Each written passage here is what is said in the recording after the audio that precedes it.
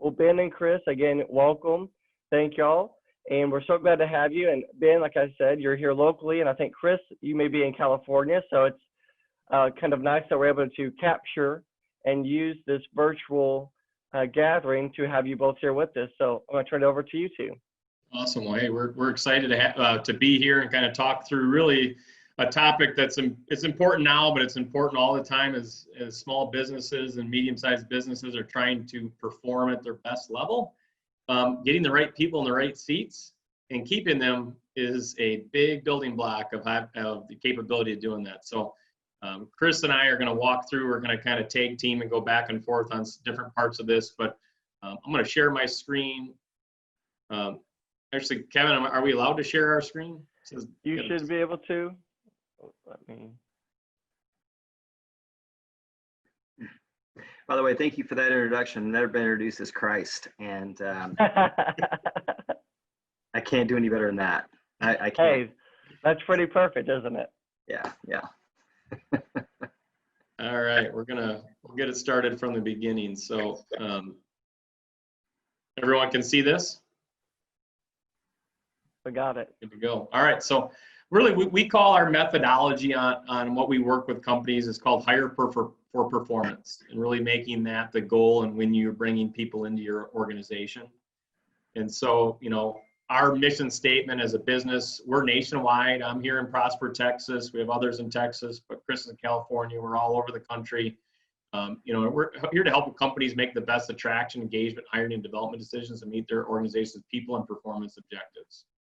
And so that's not easy. That's something that a lot of companies struggle with. And so this is a methodology that we think is detailed, but also simplistic to kind of wrap your head around it. And so we bucket kind of the 5 areas we spend our time with organizations around, from recruiting and hiring top talent to onboarding to replicating top performers to that development, and then engagement and retention piece. And so we're going to dive into really our methodology and kind of why it's important. So why is it important right now is you look at the actual voluntary turnover right now, it's growing all the time, right? So there's a big, I don't have the right person in the right seat, or they don't want to be in the seat that I offered them.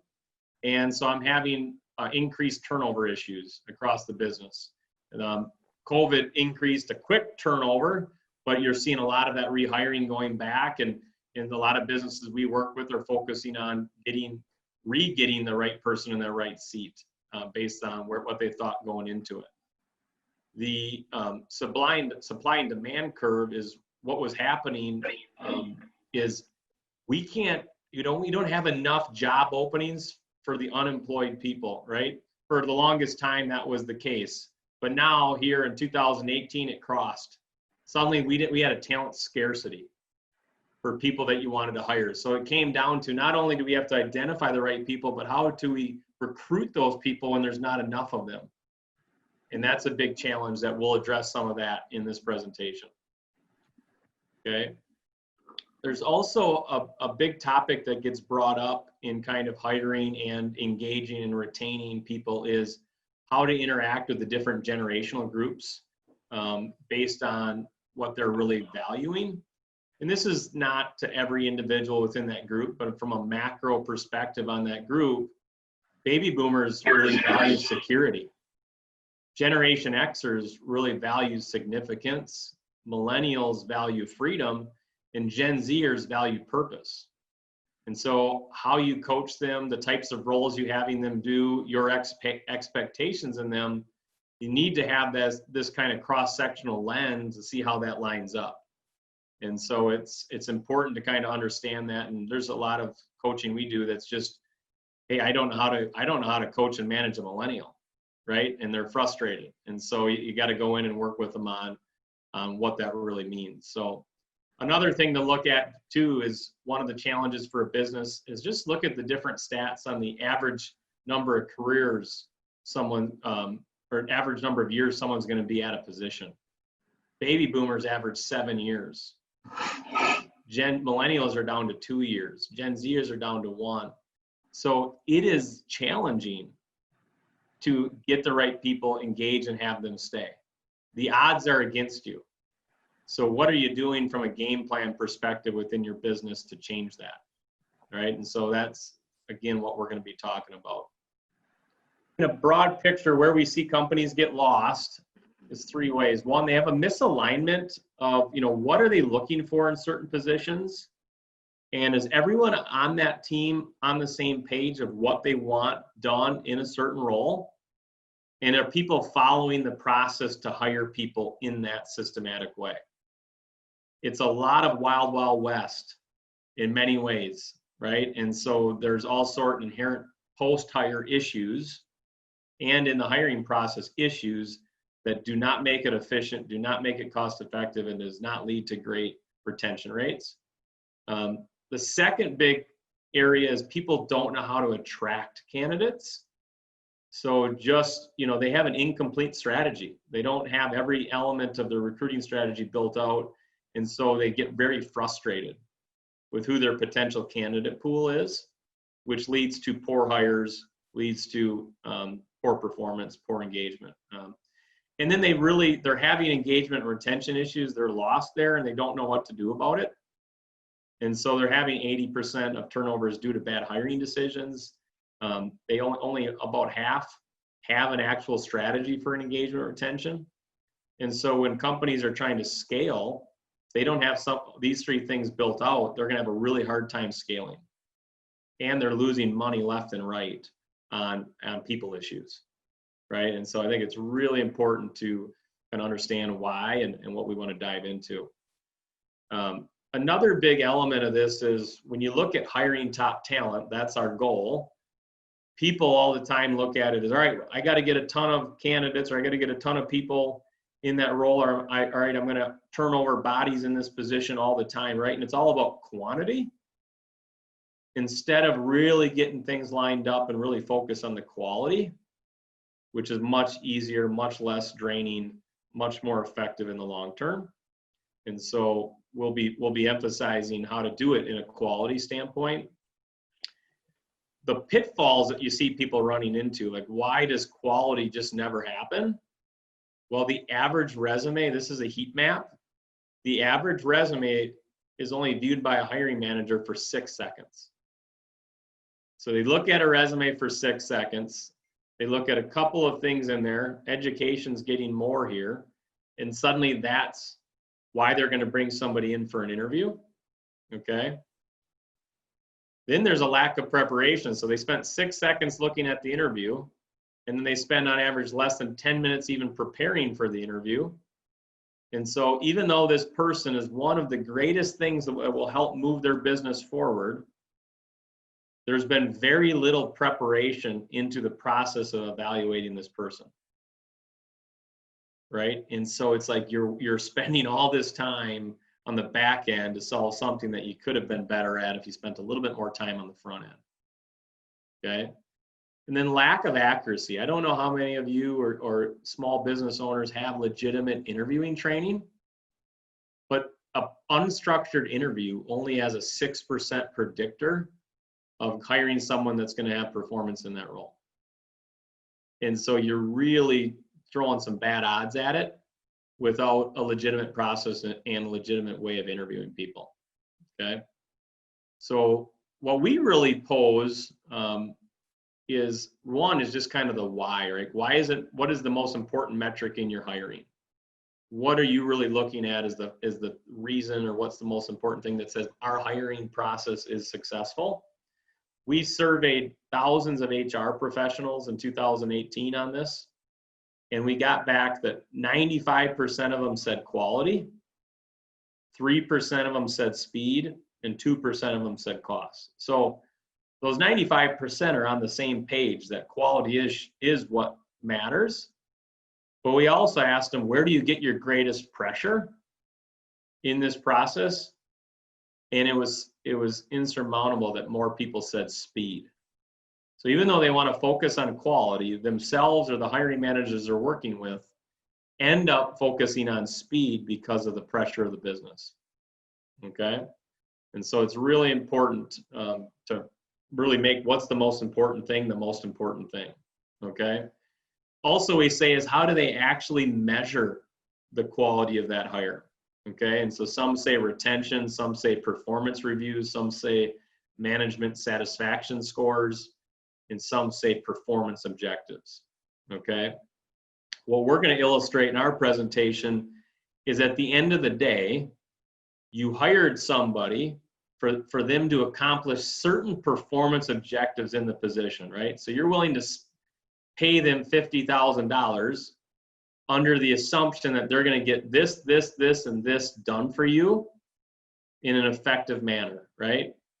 So we really look back at it and go, if you take some of the subjective things like performance reviews and management things, those are good, but at the end of the day, do we have a good hiring process? Did I hire somebody, did I pay them to ultimately get the end game result of what I look for them to accomplish, which were those initial performance objectives that we based our hiring principle off of. And so we really work with people to think through more of performance objectives, less about traditional job description, okay? The skills and things that are on a job description and on somebody's resume are indicators that would lend us to believe they can do the ultimate performance objectives, but you still stops and starts with those performance objectives, okay? I'm gonna turn this over to Chris. He's gonna walk through kind of how we launch a search, right? And this is an in-depth way that we do it, but you can take all of what we show you or some of the methodology and nuggets to apply some of this to what you may be doing in your business. Yeah, thank you, Ben. And all of this is I'm getting a bit of feedback. Can you guys hear me? Okay. All of this is a way that that you can help, that companies can really measure what matters, right? And a lot of companies, we would always say that our people matter. And so how do we take it out of the subjectivity of a hiring process and a retention program and make some objective measurables around it? So this process is something that we consult in companies. We put it into a 4-step process that we believe that companies can follow. Again, you can distill just the framework, or you can follow this to the T. But really, to get to a top performer, there's got to be a process, right? There's got to be a process so that you know where you're going. Our process is a 4-step process, and I'm going to dive into the first couple of steps, and then Ben will take the last 2. And the first step really is our launch. This is where we actually get into, okay, how, before we actually find out who's going to be a good fit for us, we really need to start from square one and reverse engineer it. And so instead of a traditional job description, we call it a performance profile. And so, okay, how is this person going to perform? How are we going to measure them? What are some very, very smart goals that are specific, measurable, attainable, realistic, and time-bound that they're going to be held accountable to? Because top performers, they want to know what they're measured against, because they want to achieve. They want to continue to just, blow the lid off of their objectives. So that's really important for us when we go after top performers. The next is developing a real strong value proposition, what we call the EVP, because part of our strategy, you'll see in a moment, we're going after passive candidates, which are candidates that aren't necessarily looking for the job description. So we would actually say to companies, hey, there's a whole portion of the best people out there that you need to focus on. And the first question they're going to ask is why? Why should I work with you? Why should I come to your company? And so it's important that companies really develop that strong pitch and appeal, not only for the actual job itself, but for the company and the company culture. So part of those, next, what we would recommend our companies do is really just develop a real culture. Some do a culture video, some do, kind of a sales document. We call it a why document. Again, you're answering the question that candidates are saying is like, hey, why should I consider your company? So all of this is really pointing towards, before you start reaching out to candidates, before we recommend companies start kind of their engine, we want to make sure that you've got the strategy set in place. And the strategy is, hey, we have to understand what makes this an amazing company, what makes this an amazing role, and what objectives are we going to set for this role so that it's a fair process that everybody can stand behind. for the life of this candidate. So that's really what we're doing here.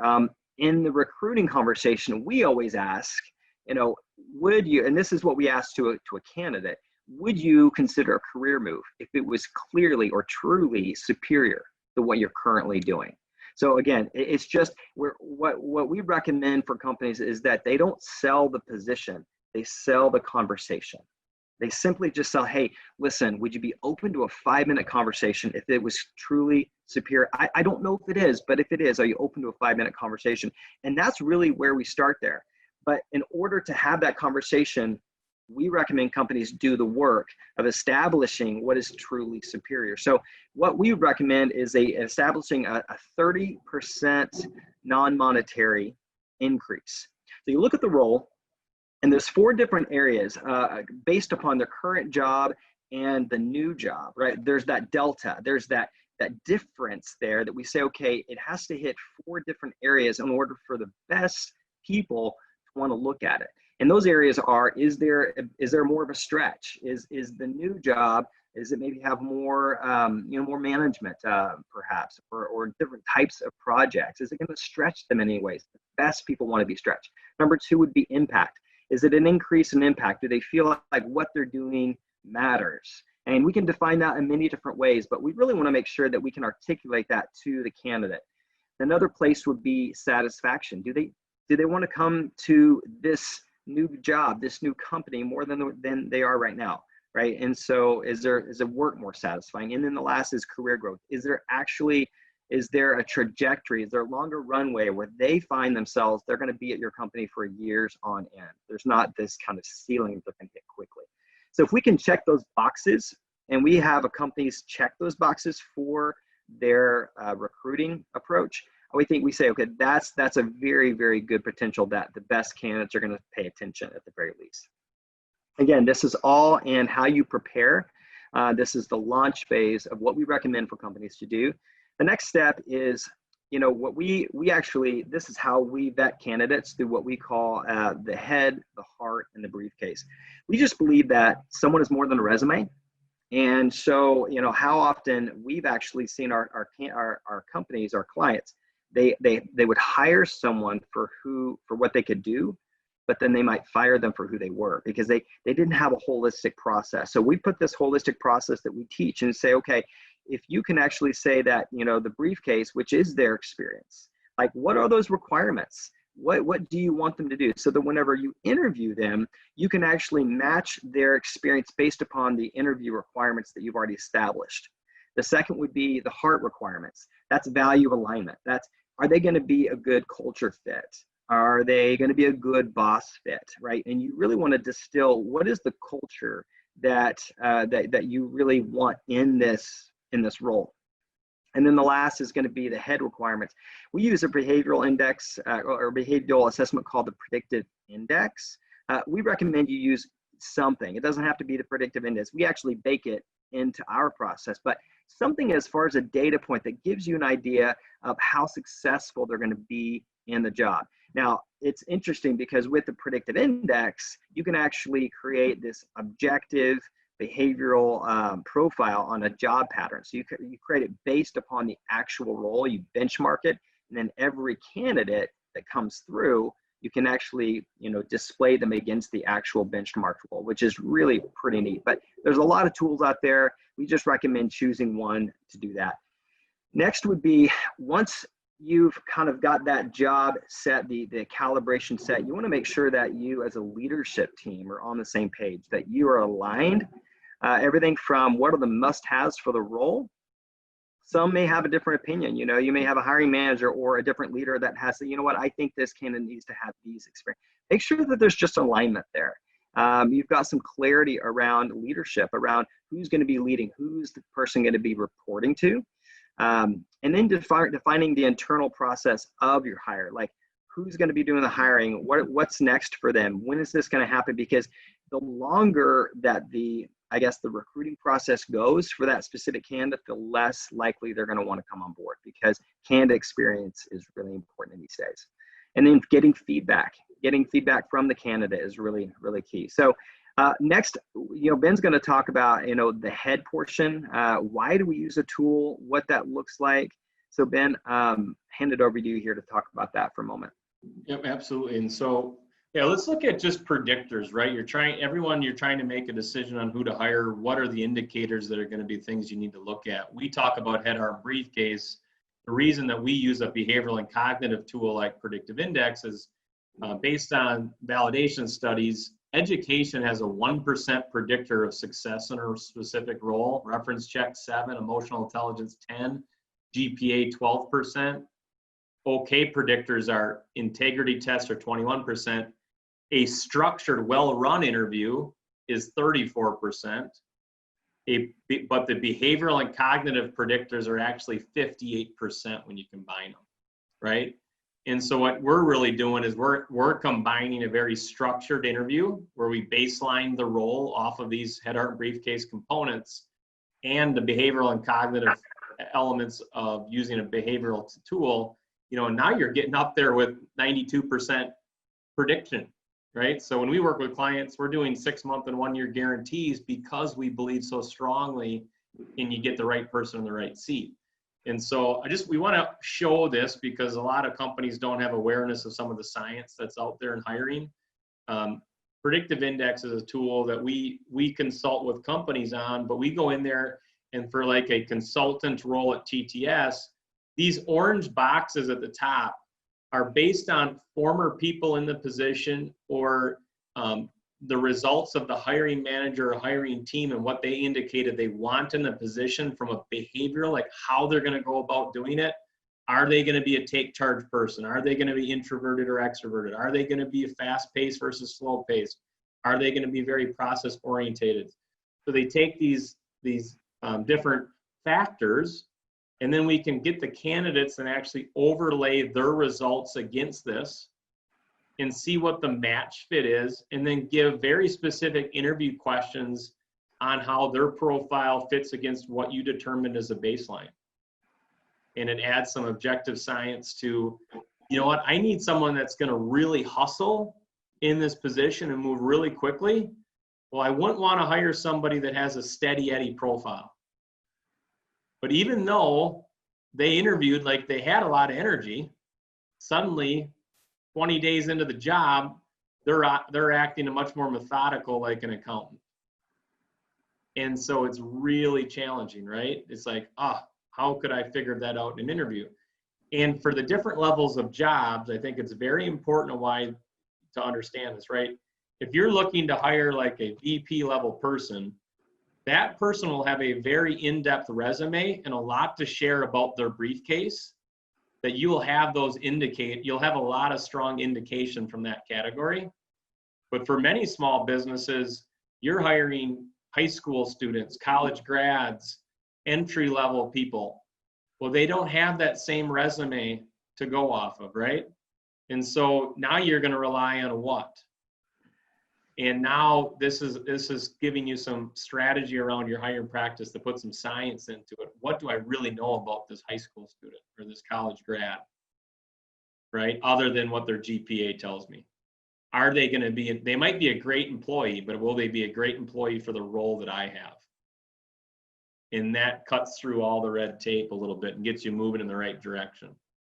So you can see this is just an example of someone's profile over the profile that we were looking to hire against and where there's alignment or misalignment and then additional interviewing. And then the cognitive is it's just like the NFL draft. It's a 12-minute assessment that you take. It's about how many questions you answer right, not wrong. It's not how smart you are, but how quickly you'll catch on and ramp up. And so if you have someone that has very limited training time that you can invest in mentorship, you'll need someone that has a stronger cognitive score that can fill in the gaps really quickly and catch on to what you need done. Right? And so in a total of 18 minutes, this is something that we really advise is having a tool that can give you these data points in your hiring. I'm just going to fill in this. The other thing that we like to mention in this about hiring, right? Your end goal when you hire somebody is to get them to be a cultural champion. So you want to get them to high performance, high engagement. Okay? And to do that, you need to have a holistic view of what that person brings to the table and how they fit within your business. So you sometimes screw up and you hire the person that's awesome, everyone loves them, and you never get rid of them, but they're not actually performing. So we call those silent killers. Okay. Then you have the contaminators where they're not performing and they're not engaged. Like they're not a positive person in your organization in many ways, and they're not performing. Those are contaminators. You got to get rid of them, right?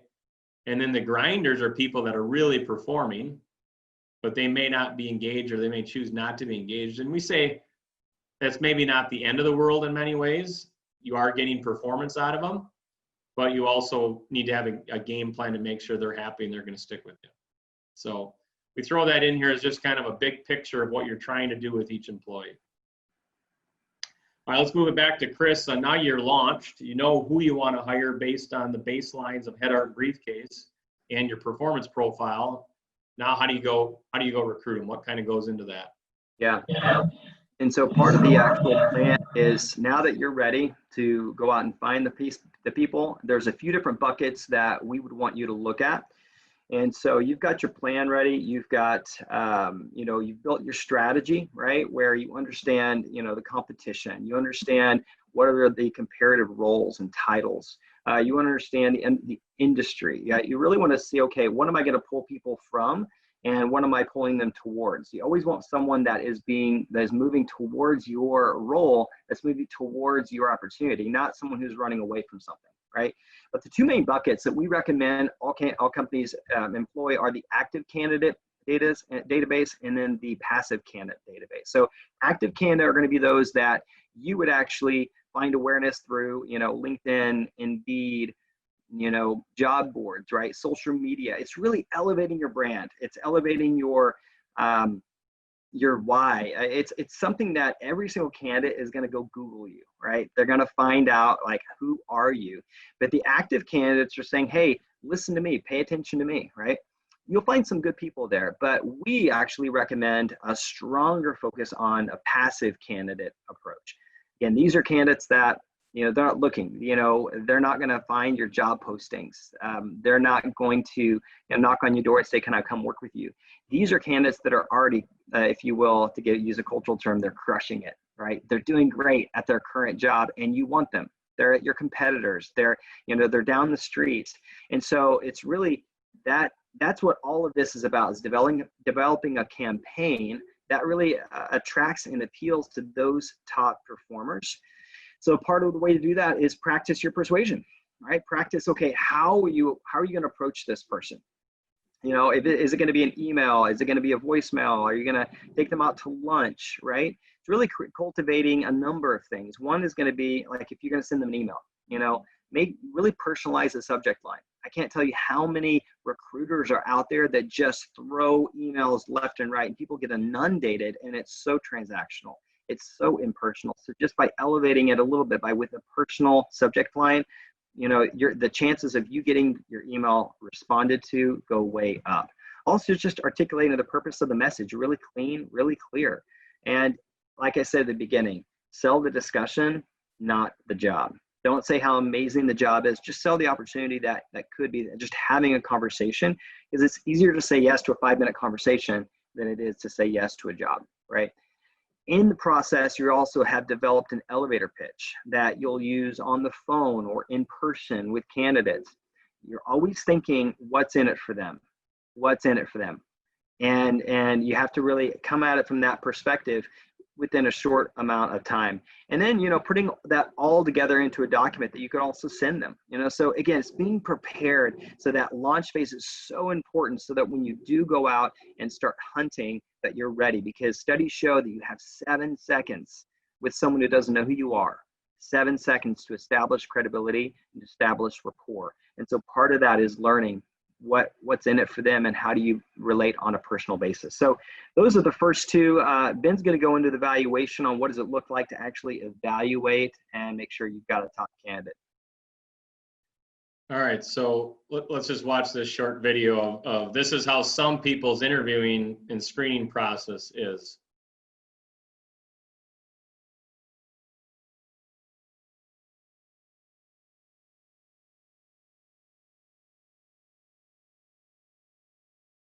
They're literally doing that, fly by their seat of their pants, check the resume out for 6 seconds, do a quick interview. All right, welcome into my business.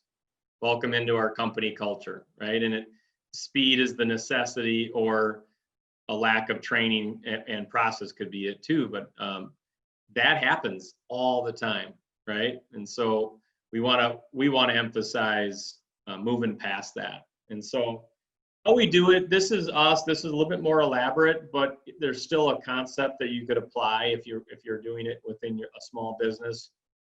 Again, is all right. We baseline that we have these performance objectives, things that we need this person to do in this role. The head, heart, and briefcase are the indicators that we wanted to evaluate the candidates against. So now I had a candidate come into my business and I want to hire them, or I want to interview them. Now, how can I categorize my thoughts on them, right? So we look at the behavioral and cognitive score for the candidate. We look at the value and motivation fit within the heart category. And we look at the skills and experience within the briefcase. And we determine holistically, is this the right person for our role? Okay. And we actually scorecard them. So instead of jumping into kind of gladiator hiring where you do make that first impression in the first couple minutes, put that aside and really don't let the best interviewer get the job, get the best person to get the job, and scorecard each category to give yourself an objective frame on where you would think this candidate is, okay? It's two really important things in this. One, you'd hire the right person, right? That's your end goal. This gives you an objective format. It also then creates your training and development plan for this person, right? So if you scored them lower in certain elements of the briefcase, then you would ultimately take those categories and they would be increased in your onboarding and development piece for that same candidate. So we're big believers of head, heart, and briefcase as a hiring concept. It's also an onboarding concept, and it's also a long-term coaching and performance management concept. And it's a cultural mindset within the business, okay?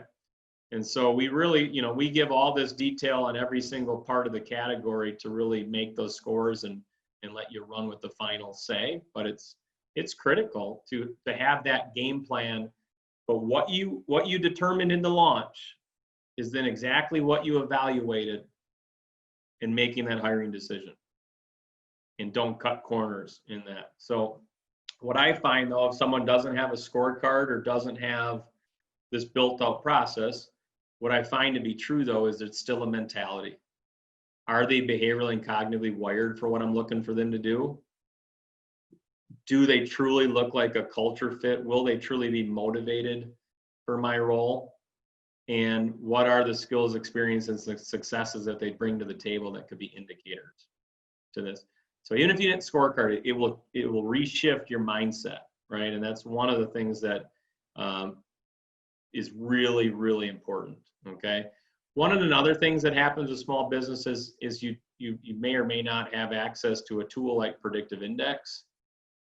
We set companies up with that tool, and we also do like smaller sessions on individual hires or teams to use it because it's an amazing tool for coaching and development.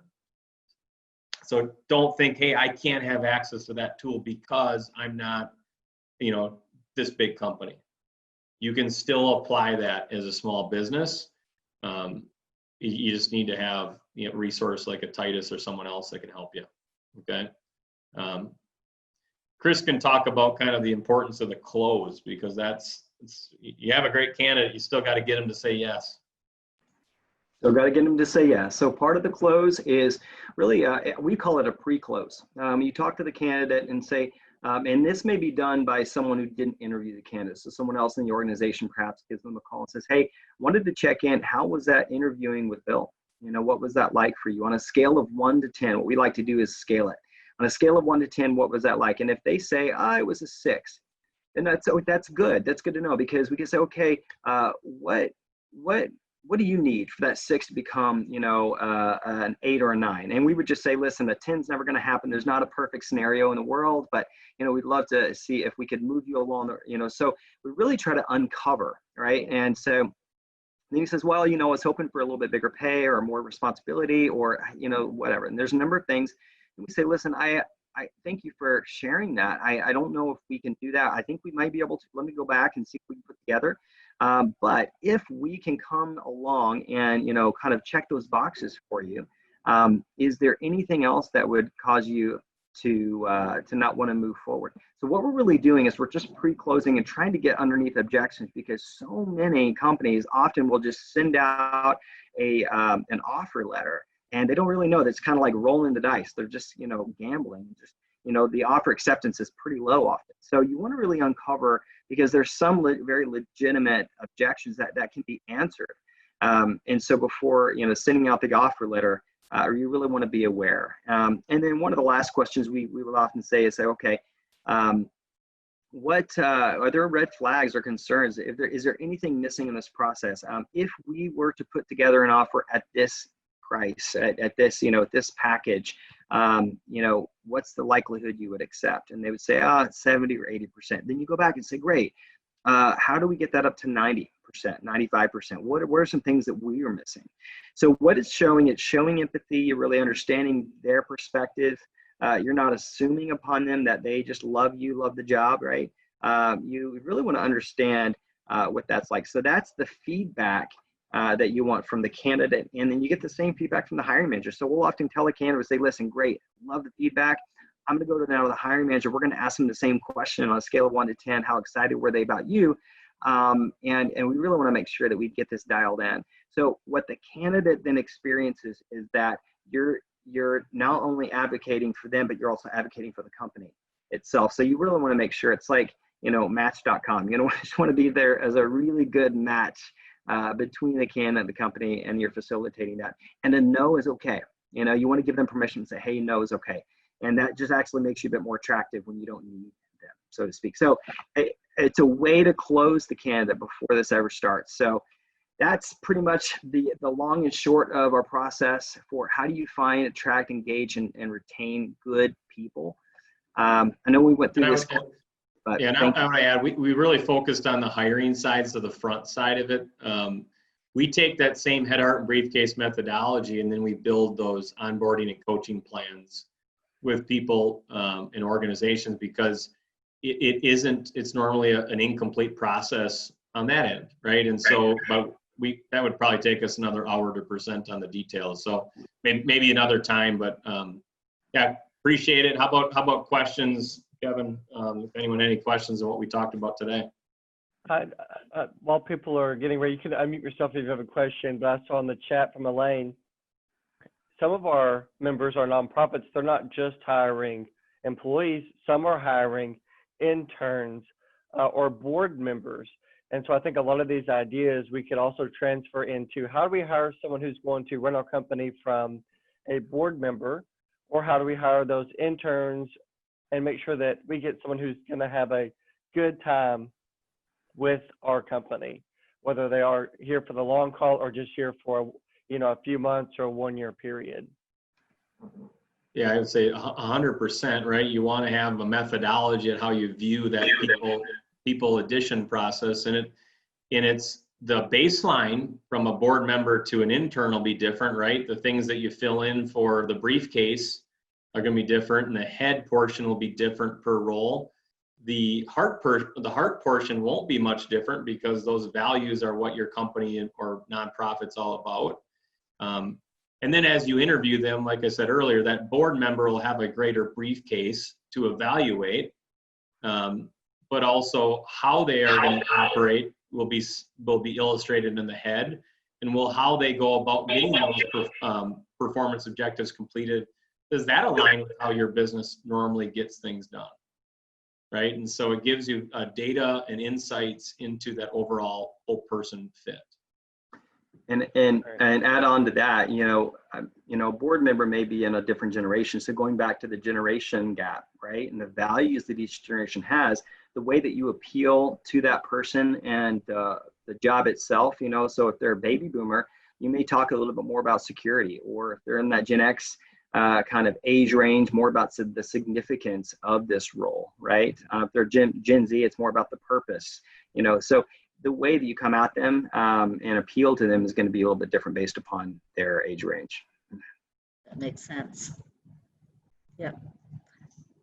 This is great stuff. I never thought of the post survey. That to me was totally.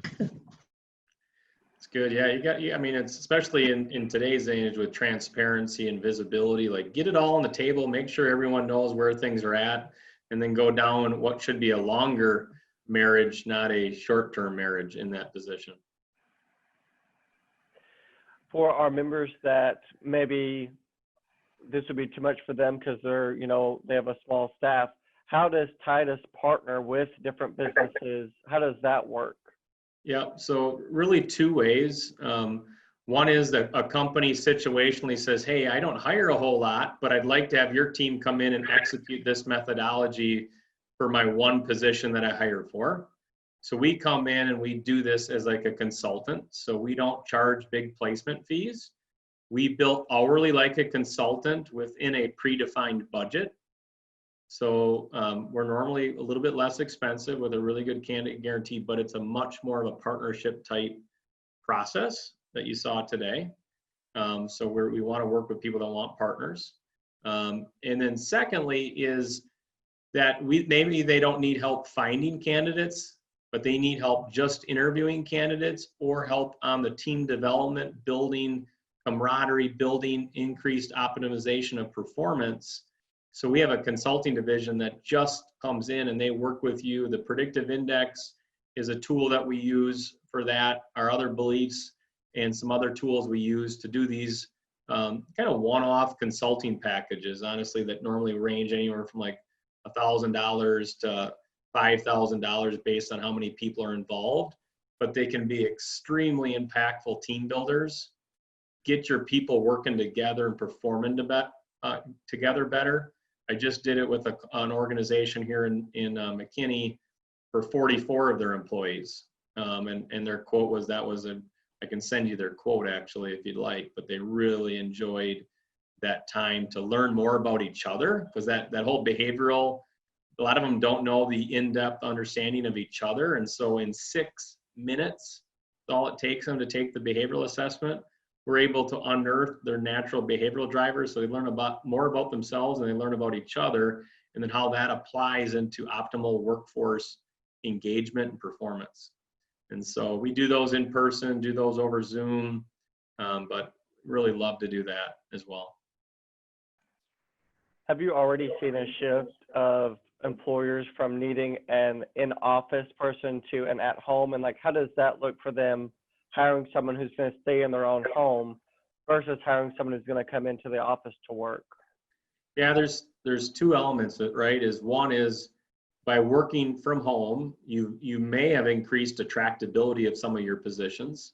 So you have a bigger talent pool, especially if you don't have to look at the geographical area, right? So your recruiting strategy and that employee value proposition can be different. Then you hired that person. How do you maximize the actual performance and coaching and development of that person that now you don't see in person day to day? And many people, that's been a fear. And so with the usage of Zoom and then some best business practices, you can do that really well and have a broader talent pool that you can bring into your business. And so we do a lunch and learn on managing remote workforce. We had over 1,000 people attend that one time this spring when COVID was hitting. But we can do that as a small kind of consulting session with a business as well. It's huge, but it just takes good business principles and a coaching plan that's customized to the person you're working with. But there's a ton of benefits to it. Our whole company, we call it mobile. So we have our corporate office, but we actually made the decision 6 years ago to go with a mobile environment, and we have really good retention. So that mobile work from home has created a strong retention element to what we do. And I think the culture is what's sticky. Really maximizing and articulating and clarifying the culture and like, using technology and using a number of different ways to help build and develop that culture. We've been, like you said, remote or mobile culture for a while, and I think the leadership has really decided, we're going to do everything we can to make sure our people feel cared for, and they understand why we exist and what we are doing, the bigger mission behind it. And I think if you got that, then remote, you're going to have some good engagement even from a remote employee. Very nice. Well, thank you all so much for being a part of this. I'm going to make sure that I email everyone that was on the call. I'll email you a copy of the video recording as well as the information for how to contact Ben and Chris. So if you have any other questions or you want to partner with them, you have the opportunity. But thank you again, Ben Murphy, Chris Hamilton from Titus Talent Strategies for your presentation today. We also want to thank one more time our lead chamber investors, our Trailblazers, our Bancorp South and Texas Bank, and our community partners, our Anna Family Healthcare, Lisa Biddle Realty Group, Compass, and Randolph Brooks Brittle Credit Union. So thank you all for being on the call. We appreciate it. I hope you all have a wonderful day. Thank you, everybody. See ya. Good to meet you. Bye, everybody.